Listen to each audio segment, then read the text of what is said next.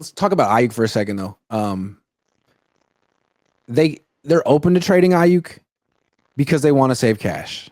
If they were to trade Ayuk, they'd probably get a 4th-round pick back at most. And as we've been discussing with Greenlaw, Hafunga, here's another guy. If he gets healthy and returns to form, you're going to hate that you traded him for a 4th-round pick just so you could save some cash. So what do you think? I mean, you don't really, there's no way of knowing how he's going to recover ultimately.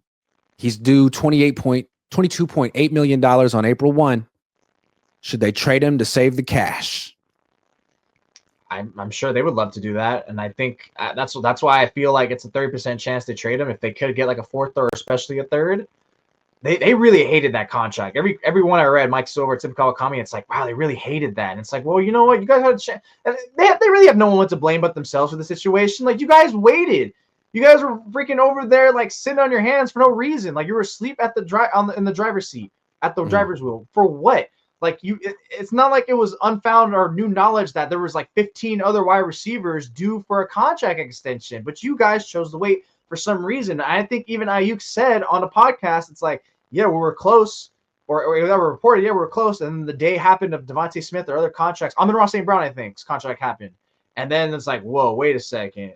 Like, now I got a new number. And it's like, see, like, you guys, hesitation is what ruined you guys in the first place. And they learned their lesson with Lenore, right? They wanted to get that done early, right? Yes. Exactly. Remember they did that with Greenlaw too, and right before the Bears game, it felt like it's like, yeah. Now I think that was the beginning of like Paraj starting to be like, no, we're going to start getting these contracts down, because obviously Kyle and John, especially Kyle, aren't thinking about it during the season, but he can think about it because look, I can see these numbers and I'm trying to get ahead of it. Let's do that. Let's do it. And Dominic Lenore came at a freaking cheap price. You know, that's a fringe. That's a Pro Bowl fringe All Pro player right there in the slot. So yeah, I think they shouldn't trade him, because like you said, now we're looking at a situation where, oh my God, Dre Greenlaw again. What if like now it's like, wait, you let Dre Greenlaw, Hafunga go, and you let all these players go, you traded Aiyuk, and all these guys are thriving. Like all of a sudden, I think with him, it's like, look, he's still young. It's not just simple ACL. He damaged his MCL, maybe something else. I don't know, but it's MCL, so his knee's fairly destroyed. But I think that's one, like, you just gotta live with what you paid for. It sucks. It's unfortunate, but you're gonna have to try to bank and hope he's the guy that eventually returns. It probably won't be this year. Maybe it's 2026. But I think it's not worth the 4th round, 5th round pick you're gonna get unless someone actually somehow is freaking insane. You know what? I can see them trading him mid-season. That's the only time. Yeah. I don't think now's the time. But then when you trade him mid-season, you already gave him $22 million for nothing. Yeah, that's the thing. It's like, you got to get your owners to sign off on it. And it's like, well, we'd love to trade him today because we don't want to pay him $22 million. But if we have to pay him $22 million, then maybe we don't want to just give him away. It feels like they're going to hate trade. Like, you don't play fantasy football, but in fantasy football, people hate trade, where someone does not go off for them in a needed matchup, or at least for a couple of weeks. And it's like, wait, you want to trade him just because you had a dud?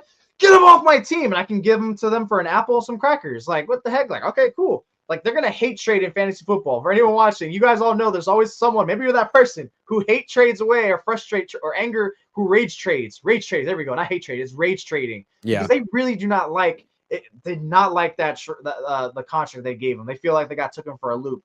And even the Bosa one, too. It was just all crazy. It's like, look, again, you guys are the ones that put yourselves in the situation. You have no one to blame but themselves. Like, these players are going to do what they're going to do. Here's why I think they're going to trade Aiyuk. And I think they're going to do it now. If they can find a guy, maybe that's easier said than done. They could have given Demarcus Robinson a 1-year deal, but they gave him a 2-year deal. He's not just here to fill in while Aiyuk's out. Plus, he's facing a pending suspension, potentially, because of an arrest for DUI. So he could be out while Aiyuk's out. It seems like he's here for more than just 1 year, potentially. And that makes me wonder if the Niners are hopeful, beyond hopeful, confident that they can trade Aiyuk. I don't know. And then, honestly, you also have to look. I know we talked about last week in terms of 1st round pick, but let's just say, like, oh, they're only going to get like a 4th. Get like a 4th. Like, who's the team who'd be willing? Okay, with the Patriots still would be willing, right? They just had Stephon Diggs on a visit today. So I personally, if you're the Patriots, like, why would I not just give up a 4th? Maybe they're rebuilding. A 4th is still pretty high, but it's like, Yeah, but at least Ayuk's like a younger player and better. Diggs is running. Wise. Ayuk isn't running. Diggs is running. At least you could get Diggs in OTAs. Yeah. Dazza says with Juice coming back and the Niners letting Dre go, does this cause division between Fred and Cabo click? Defense versus offense. See what you do. I don't know. I mean, it might. I don't know. Be interesting. Be interesting to know. I'm not bought into that divisiveness. Shardal says, hi, Grant and Jose. Hope you're both doing well? Question mark? I hope you're doing better. I hope you're doing better. Shardal. Hate or debate? Sports Talk says, Grant, what's up, bro? Jay Sanchez, hey, stopping by the show, love, and ask, when can I get you guys on a hate or debate episode? It should be Liddy. You guy, Beatman Pete, aka Petey Boy, go cop that new Blind Fury album also. Hater debate, sports talk. We could get something done. Let me get back from the owners thing first. Hey. The player haters ball, y'all. Hot take: Cowing will be unguardable in the offseason.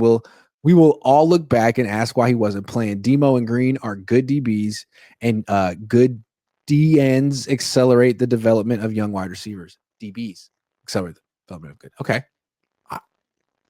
I like Cowing. He has been explosive. I definitely could see like in training camp when you're there for most of them, and I'll only be there for 2 because they're always hating. Is like you'd be like, I can already picture like on the stream. It's like, yeah, like freaking like Jacob Cowing's been looking nice. Like, he's gonna be one of those players like he's looking nice, and like they don't run him enough with the ones. So it's gonna be one of those situations. I already know it. I predict it. My training camp prediction is that, and then you're gonna be right here on your Twitter. On your Twitter is like the 49ers are not playing Jacob Cowing. You know who he is? He's the new Richie James.